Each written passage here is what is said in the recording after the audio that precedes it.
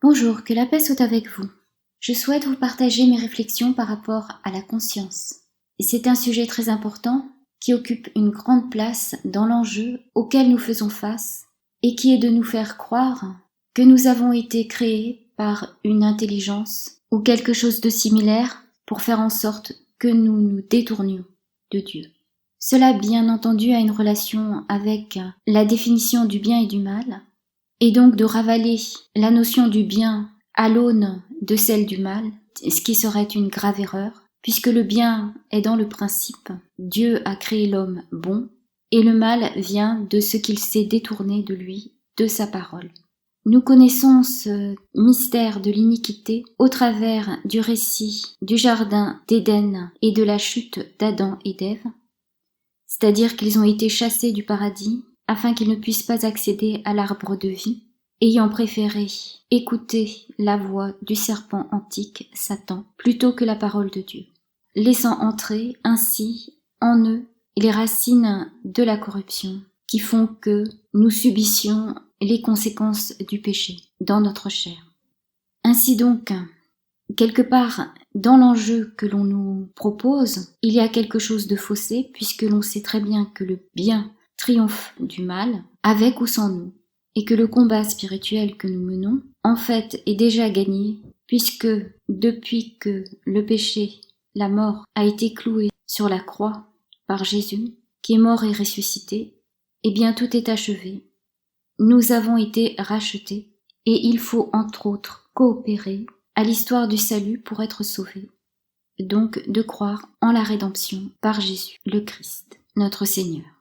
Le combat spirituel, en fait, auquel nous sommes confrontés, à notre niveau, que l'on peut croire être celui du bien contre le mal, comme s'ils étaient d'égale valeur, et comme si tout n'était pas déjà accompli, eh bien, en fait, est celui de savoir si nous allons être détournés de la parole de Dieu ou non.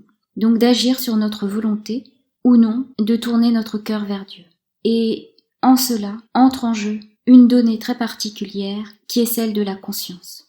La conscience, il faut le savoir, est l'objet de recherche dont le but final est de munir l'intelligence artificielle d'une conscience telle qu'elle accéderait au final à la pleine conscience et se révélerait être supérieure à l'homme. Et donc de ravaler l'homme à un simple robot biologique. L'intention étant de faire croire, lorsque tout le processus aura été accompli, que l'homme n'est en fait que la création d'une intelligence. Et pour cela, les bases du prochain paradigme ont déjà été jetées. Simplement, il faudrait à un moment donné que disparaissent les adultes qui ne sont pas dupes de ce processus et que seuls survivent les enfants à qui l'on ferait croire que leur Dieu est une créature de Satan et au final qu'ils ont été créés par une intelligence au service de Satan. L'année de la singularité a été annoncée vers 2025, mais peut-être a-t-elle déjà été atteinte? Nous n'en avons aucune idée. Simplement, soyons sur nos gardes. Cette vue des choses se rattacherait à une religion qui est en train d'émerger, qui est le dataïsme. Je mets à cet égard un lien vers une vidéo qui brosse un tableau des religions de ce monde à l'heure actuelle et que je trouve intéressant pour se faire une idée. C'est une question qui peut être remise en perspective à la lecture de la Bible, notamment à la lecture du verset 3, chapitre 6 de la Genèse. Yahvé dit « Mon esprit ne demeurera pas dans l'homme, puisqu'il est chair, sa vie ne sera que de 120 ans. » En effet, l'homme, dans lequel l'Esprit de Dieu habitait, non seulement a été totalement perverti, mais a perverti toute la terre. Et c'est pourquoi Yahvé a décidé d'effacer de la surface du sol les hommes qu'il avait créés, jusqu'aux bestiaux, aux bestioles et aux oiseaux du ciel. À partir du moment où l'Esprit de Dieu est sorti de l'homme, celui-ci, logiquement, devrait être mort. Et pourtant, il vit. Cela ne peut se faire que par l'opération du miracle, qui est que Dieu a voulu que malgré tout, on puisse vivre jusqu'à l'âge de 120 ans. cela nous permettant ainsi de chercher à nous racheter. Et cela a été rendu possible par le sacrifice de Jésus et le rachat du péché pour une multitude. Noé, cependant, qui a trouvé la grâce de Dieu, a bénéficié, comme sa famille, donc sa femme, ses 3 fils et leurs femmes respectives, d'une longévité exceptionnelle. Lui-même a vécu jusqu'à 950 ans. Cependant, l'action de l'Esprit de Dieu s'est estompée en raison des multiples péchés commis par ses descendants, dont on en trouve le récit dans la suite de la Genèse, et à la fin de laquelle on apprend que Joseph meurt à l'âge de 110 ans. Notre vie terrestre ne procède donc pas de la présence de l'Esprit de Dieu en nous, mais du miracle qui nous a été accordé, de vivre malgré tout. Cependant, il y a en nous les lois inscrites de Dieu. C'est peut-être ce qui fait toute la différence, à première vue, qui nous séparerait du robot biologique. Dans ce cas, ce qui nous distinguerait, c'est de suivre, justement, le chemin pour lequel nous avons été créés, c'est-à-dire celui qui nous mène à Dieu pour être près de lui et le glorifier. Mais qu'en serait-il si les concepteurs y inscrivaient les lois de Dieu? Dans ce cas-là, qu'est-ce qui nous distinguerait d'eux? Ce qui fait toute la différence, c'est l'histoire du salut de l'homme, à laquelle nous souscrivons et pour laquelle nous coopérons. C'est la raison, notamment, du baptême d'eau et d'esprit, l'eau pour convertir les cœurs, et l'esprit étant l'esprit de Dieu, afin que Jésus habite en nos cœurs et que nous soyons à l'écoute de la parole de Dieu. C'est un cadeau qui est offert aux hommes, mais qui ne suffit pas en lui-même, il faut aussi exercer une volonté, sa propre volonté. Il faut être en chemin pour que la parole chemine en nous. C'est comme cela que j'interpréterai ce passage, et concrètement, sans l'Esprit de Dieu, nous ne serions pas plus que des robots biologiques.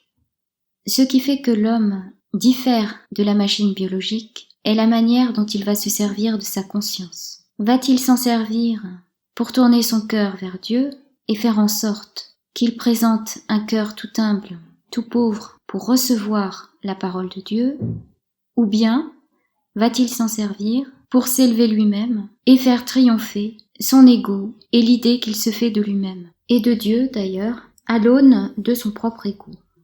Et c'est en cela que je me dis que la bête dont il est question dans l'Apocalypse de Saint Jean est constituée à sa tête de l'Antichrist et à son corps l'ensemble de ceux qui glorifient la bête, c'est-à-dire qui glorifient la pleine conscience née de l'union de tous les hommes. Il s'agit bien d'une célébration de l'homme, au travers de l'homme qui, dans cette union, figure la bête. Et l'on cherche à implanter cette idée d'ailleurs au travers de la publicité « Nous sommes le peuple ». Il existe bien un chemin qui permet d'éviter l'écueil que nous tendrait l'intelligence artificielle, et il s'agit de l'examen de conscience, fait en son âme et conscience, que les catholiques pratiquent et qui conduit à la confession des péchés, à la repentance et à la réparation. C'est un cheminement qui doit se faire dans le secret, puisque cela ne regarde que la personne et Dieu. Malheureusement, ce chemin est fustigé par la société et est contaminé par une science qui s'appelle la psychologie, qui est ni mauvaise ni bonne en soi, qui est un outil très précieux, s'il est bien utilisé, pour permettre à l'homme d'être responsable de ses faits et gestes, responsable de lui-même et d'autrui, responsable de ce monde. On voit bien déjà le problème qui se pose dès lors qu'on se demande jusqu'où ira cette notion de responsabilité et sur quelle valeur s'appuie-t-elle. En effet, celle-ci ne peut s'exercer que dans la mesure où chacun s'accorde à dire ce qu'est le bien et ce qu'est le mal, selon des normes affichées de la société. Or, l'on sait bien que dans ce monde, tout est relatif. En outre, cette obsession de la responsabilité atteint des proportions telles que cela frise parfois l'indécence, jusqu'à faire preuve de manque de compassion face aux victimes, en considérant qu'elles sont responsables de leur propre agression, en leur reprochant de se victimiser, et à l'inverse, en dédouanant les vrais coupables sous prétexte qu'on les culpabiliserait, alors qu'ils n'auraient fait qu'être responsables de leurs actes, donc assumant les agressions qu'ils ont pu commettre. À mon avis, cette posture, lorsqu'elle devient rigide, met un frein au développement naturel de l'homme sur le plan spirituel. Cette notion de responsabilité est intéressante, mais devrait, à mon avis, rester dans le champ d'activité qui est le sien, c'est-à-dire celui du psychisme, et non entrer dans le champ de la spiritualité, de la vraie, c'est-à-dire celle qui sort de cette sphère psychique où Satan a accès. S'il me semble important de poser la question de la responsabilité, il est autrement important de poser la question de la culpabilité. La première pouvant être résolue dans la sphère uniquement psychique et pourrait même être résolue par un robot biologique, alors que celle de la culpabilité relève de toute l'âme, relève de la totalité de l'âme, et donc touche autant la sphère spirituelle que la sphère psychique, ce qui rend l'exercice complexe, mais dont il faut avoir conscience pour ne pas donner toute la place à ce qui regarde les choses de ce monde, au détriment de la spiritualité d'où procède toute la lumière. Cela dit, l'on voit bien une dérive qui est faite dans notre société, en tout cas en France, par rapport à la perception qu'on aurait de la responsabilité et de la culpabilité, qui fait qu'à ce jour, il est plus facile de se targuer d'être responsable, mais pas coupable. C'est-à-dire d'adopter une posture de la conscience dont l'échelle de valeur placerait la responsabilité comme élément positif et la culpabilité comme élément négatif, bloquant ainsi tout processus nécessaire pour élever l'âme et qui est de chercher en nous la culpabilité. Non pas pour être culpabilisé et manipulé, bien évidemment, par ceux qui recherchent à en tirer des profits personnels, mais pour préparer son âme et pour son salut. Cette dérive est d'autant plus compréhensible qu'avouer sa culpabilité, c'est prendre le risque d'être puni par la société et que l'adage « pas vu, pas pris » est généralement suffisante pour permettre à une personne de se dédouaner d'un fait répréhensible et de ne pas se sentir coupable du seul fait de n'avoir pas été condamnée par un tribunal, quand bien même elle serait coupable en réalité devant Dieu, dans son cœur, mais non dans les faits tels que cela aurait été présenté devant le tribunal. Car en effet, la conscience n'est pas reliée seulement aux faits tangibles, mais à ce qui réside dans les cœurs. Donc, l'intention est aussi blâmable que l'action aux yeux de Dieu.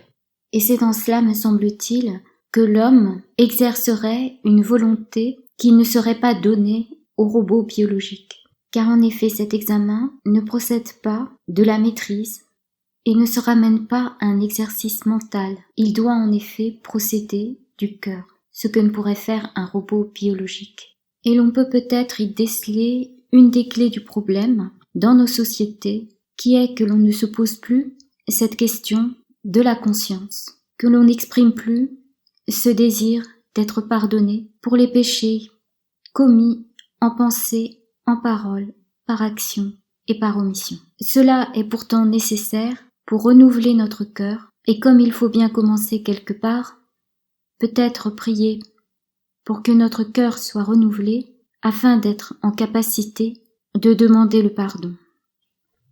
Que la paix soit avec vous.